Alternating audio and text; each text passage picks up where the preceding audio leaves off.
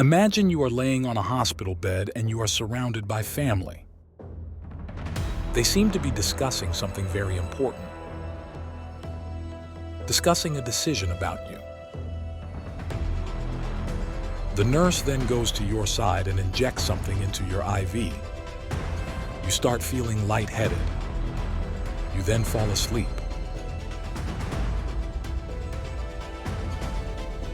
You open your eyes, remembering to yourself that you fell asleep and probably just dozed off for an hour, maybe two, until you realize you are surrounded by robots. You look outside the window and realize you are not where you fell asleep. You panic. Did you die?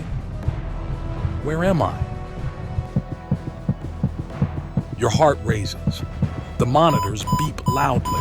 One of the robots rushes beside you and injects you with something. Darkness.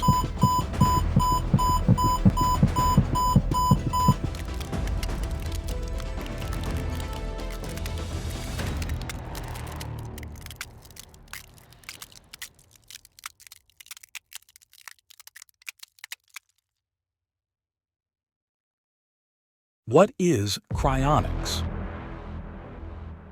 At its core, cryonics is the practice of preserving individuals who are legally dead at very low temperatures, with the hope that advancements in technology might one day revive them. The goal? To cheat death, or at least pause it. When a person is declared dead, usually due to a terminal illness, cryonics organizations quickly cool their bodies using a process called cooling therapy, which aims to minimize cellular damage.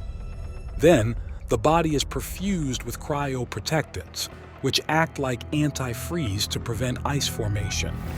Finally, the body is frozen and stored in a tank of liquid nitrogen at a chilling -196 degrees Celsius. But can we really thaw out a body after years in the deep freeze? That's where things get complex. While we understand some cellular processes, there are many unknowns. Ice crystals can form inside cells, causing irreparable damage. When a body is preserved for cryonics, the first major step is cooling it down gradually to avoid ice formation in cells. If ice crystals form, they can puncture cell membranes and cause catastrophic damage, leading to what we call cryo-injury. Think of it like this. When ice forms in water, it expands. If you imagine that happening inside your cells, it can lead to a disaster. Cell walls break down, and the necessary functions they're responsible for are compromised. Additionally, the process involves using cryoprotectants, substances that help prevent ice formation. However, these substances have their own toxic effects on cells, leading to another layer of damage that hasn't been fully understood yet. So, while cryonics may sound like a noble attempt at conquering death, there's a whole array of challenges and uncertainties involved. But what about after the body has been frozen for years or even decades? The hope is that one day, the technology to revive and repair these damaged cells will exist. Scientists are diligently working on regeneration and cellular repair. But this leads us to an important question. Will it be possible to reverse all the damage caused during cryopreservation? The good news is, researchers are making strides in areas like nanotechnology and regenerative medicine, which could eventually pave the way for successful revivals.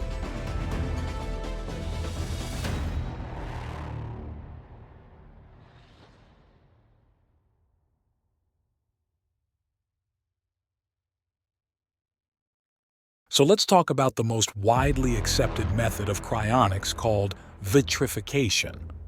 Unlike traditional freezing, which causes ice crystal formation that can damage cells, vitrification aims to transform bodily fluids into a glass-like state.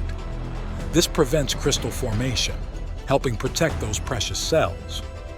They use a mixture of cryoprotectants.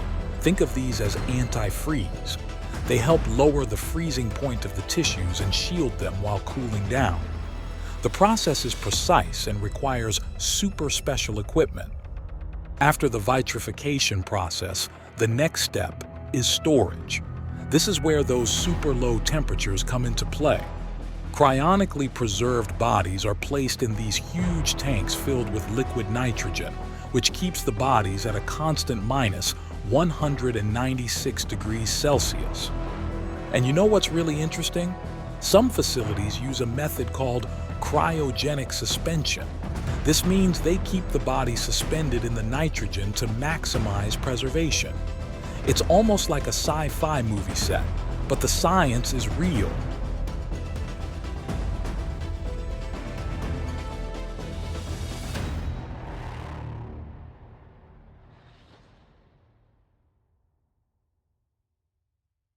One of the earliest mentions of cryonics can be traced to the 1898 novel, The Man Who Was Frozen by Julian Hawthorne.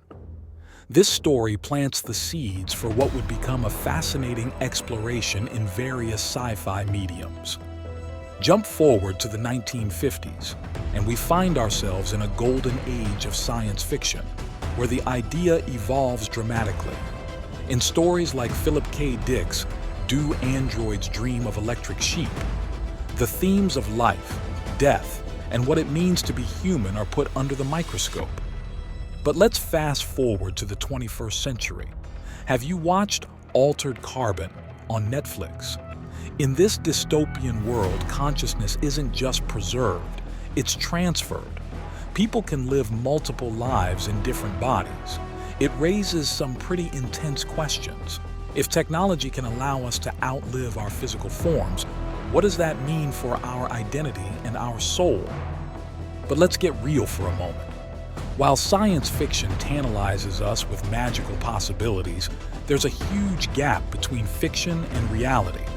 The real-world practice of cryonics faces significant challenges.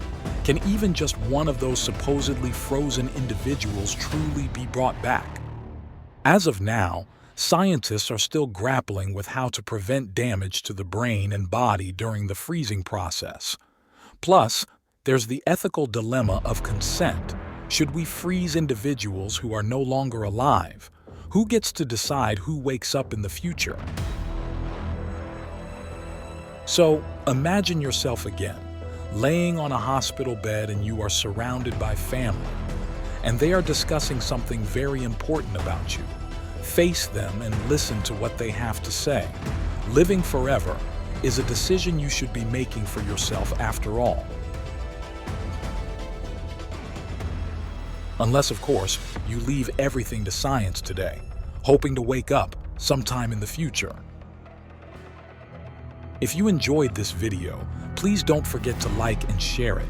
Hit that notification bell to see more videos like this. And remember to subscribe to Why on YouTube.